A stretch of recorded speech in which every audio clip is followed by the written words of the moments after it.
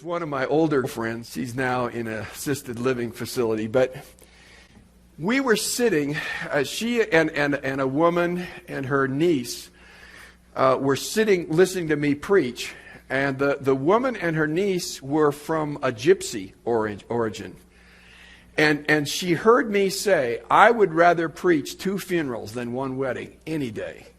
And she turns to Betty Bob, my friend, and said, when I die, call him. She did, and she did. It was about 15 years later, and they called me, and it was probably one of the saddest, darkest funerals I've ever seen. Weeping and wailing over the body and whatever. And I preached on Luke chapter 16. And one young lady came up to me and said, that's exactly what Grandma believed. Now, it was obvious nobody else did, but that was the story. Betty Bob, years later, is now well up in age. And a lady, Arlene, is literally a block away from our house. It's her last day of life. And she's got emphysema, and her breathing is labored. And she's there and looks just horrible literally on her deathbed. And she's gasping for breath. And Betty Bob had been assigned or had volunteered to come and sit by Arlene's bedside. Betty Bob was running late, and so she calls and leaves this message with me. She said, tell Arlene, I know she can't talk. I'm coming anyway. I'll just sit quietly by her bed. There's an excellent book that I'm going to recommend for you when it comes to dealing with the death and dying. It was originally called the View from the Hearse. Did anybody ever read it in that version? The View from a Hearse. It got cleaned up, and it became the last thing we ever talk about. But I really like The View from a Hearse better. But Joe Bailey had lost 2 or 3 children. He had suffered death in his family and his friends over and over again. He's now with the Lord. But he had some very wise things to say about what happens when people are in the dying process. He said one thing is they avoid talking about death. People avoid talking about death. They avoid telling the person who's dying that they're dying. And they think that somehow by avoiding that subject, they're doing them a favor. The dying person knows. They know. My first funeral was a woman who was dying of cancer. And when we were on the way to her funeral in Oklahoma City, her husband said to me, she never knew. I almost fell out of my chair. I thought, well, that isn't the way it worked with me. We talked about death every time I went to see her. That's what she wanted to talk about. She wanted to talk about eternity. In fact, one of the questions she asked me was, what does it mean when Jesus says, before Abraham was, I am? Or the text where God speaks of himself as I am in the context of marriage, will there be marriage after death in heaven and so on. She wanted to know, and she wanted to be assured about what happens after death. It was only her husband who didn't want to talk about it, but that's often the case. People begin to withdraw. It's sometimes subtle, but one of the ways that it happens is eye contact. And I've observed this many, many times, but especially in times where the person's communication skills diminish. With my grandmother, it was a hearing that was very, very bad. So she really had difficulty hearing and therefore difficulty engaging the conversation. But I would watch some of my relatives. They would never look at her. They would never look at her. It was as though she was a non-person. And one of the things I vowed to do is when I saw, and my grandmother was a believer, died at 106. And she gave me the clearest directions for any funeral I've ever preached. And she was dead on, if I may say so. But anyway, my grandmother, I vowed, I will look her in the eye. She may not remember my name. She may not know who I am. But she's going to know I'm talking to her. And I'm not ignoring her as a non-person. But we begin to withdraw from people as though they were already dead when they're in the process of dying. Don't let that happen. And then, as Bailey points out, the hospital and its clinical environment has a way of sort of making those last moments more difficult. And so he contrasts the way his grandfather dies in the hospital bed with all the tubes and all the stuff going on there, as opposed to his grandmother who died in the family bed, where her children had been conceived and born, and the warmth of the family that surrounded all that. Be very cognizant of ministering to the dying as people who are still alive, even in a coma. Speak to them as though they hear, because they very well may. And if they're unsaved, speak the gospel to them. Having said that, we should not neglect those near those who are dying. Jim tells the story of him visiting a fellow named Bob. And one particular occasion, he wasn't able to talk with Bob, but he had gone over to his house. And so on his way passing through the kitchen, he said to Bob's wife, "How are you doing?" She broke down and wept. She said, "Of all the people who have walked through this house, not one person has asked me how I'm doing." But she was going through her own hell of circumstances. She didn't know how to do the books. She didn't know how to do anything. But everybody was focusing all their efforts on Bob when his wife was going through great anguish and agony as well. Be honest and straightforward with people about their condition. One of my very good friends was with his father in his dying days. And after everybody left, he would hold on to his son and he would say to him, "Tell me, son, are they telling me everything?"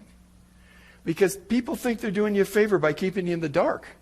And there you don't have, the blessing of knowing where you're at and what you're dealing with. And my friends, if it's an unbeliever, they need to know they're dying.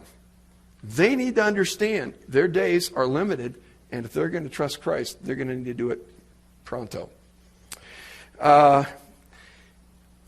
Jim Hummel suggested this to me. I had it in my notes. Talk to people about Jesus and about heaven. And Jim said Johnny Erickson taught his book. Heaven is a great book because it talks about Jesus in the context of heaven. People who are dying and trusting in Him ought to rejoice in the fact they're going to be with Him. Focus on the good thing that lies ahead. We had a man in our church who had a serious melanoma. And it looked as though it may have been too late and he might die. And after a few months of treatment, they pronounced him in remission. And he said to me, "I have to confess, I'm almost disappointed. I had gotten so ready for heaven. I thought I was going, and it's sort of like missing your flight. Now you got to wait." That's really isn't that a good thing? To really be longing for heaven, and frankly, that ought to be the condition that all of us find ourselves in. Avoid talking about trivial things. The first woman that I ministered to when she was dying had a lot of Christian friends, and they would come, especially on Sunday afternoons. And Sunday afternoons was when the Dallas Cowboys played. And one particular day, I had come after her friends had been there and just left. And she said something to me like, "Our conversation today was really worthless." And they were talking about the Cowboys and the game and whatever. Do you think she cared about the outcome of that game when she was looking to be in with the Lord, in days? Don't talk about trivial stuff. Sometimes that's what we do because we feel uneasy talking about serious, eternal stuff. Talk about the questions they have and help them find the answers. People who are dying have questions, and they rightly should. So talk to them about those. Ask them if they've got questions, and then seek to answer those. Talk to them about the funeral service. That may sound strange to you, but it's very helpful if they say, "This is the song I want to sing." I actually did a funeral one time, and we could not find the woman's instructions. And after the funeral, I think it was, they had a hymnal they kept in the car. And they would sing hymns as they drove. And on the top of the page, it said, "Sing this at my funeral." She had things she wanted done. Strangely, in some of those cases, we've done it without knowing that she would have or he would have preferred that to happen. But talk about the funeral service. That can be helpful. Now, one of the warnings I would have is this. This is going to sound strange, but beware of modest Christians. One of the things my grandmother said to me, and she wrote me a note in 1980. She died 25 years later. But she was 80 years old. No, she was 82 when she wrote that. And so every time we left her, we thought, this is it. Won't see Grandma again. Well, we did. But she would say, don't talk about me. I don't know if any of you had any situation like that. Don't talk about me. Well, folks, when you go to a funeral, you are honoring that person and you are honoring their life. There's no way you can't talk about them, especially if they have a testimony of faith. Then you're talking for them. So what I'm saying is, when you are in that spot and you find yourself sort of in an ethical bind, what I say to them is, look, I understand what you're saying. I'm not going to unduly, glamorize you or whatever, but people want to hear about your faith and your life, and so I want to tell them about that. Hopefully you'll prevail in the process. Encourage them to use their illness to testify of their faith. One of my good friends right now, well, he's just gotten back to Dallas. His father was diagnosed with prostate cancer, and there are other issues at hand. And I just got an email from him yesterday, and he talked about how his dad was becoming much more open about his faith. And you begin to see that, even in the hospital. When people know they're dying, they know their days are limited. And one of the things is they don't care so much about embarrassment or shame, whatever. I'm getting out of here anyway. So they get more bold, as they should, about their faith. They should use their suffering as a stewardship for getting the gospel to the people who will be left behind. I'm going to share a statement with you at the end of this, and I'll post this on the internet, on the Biblical Eldership site. I did a funeral for a man who was a long-time believer, and actually I barely knew him, if at all, because he had had Alzheimer's from the time, basically, that his wife had been coming to our church. But he wrote out in his, you have your living will and your instructions to the medical people. He had one of the most beautiful things included in that statement that witnessed to his faith to the doctors who were supposed to turn off the machine. It was great, and I'll get to that at the end.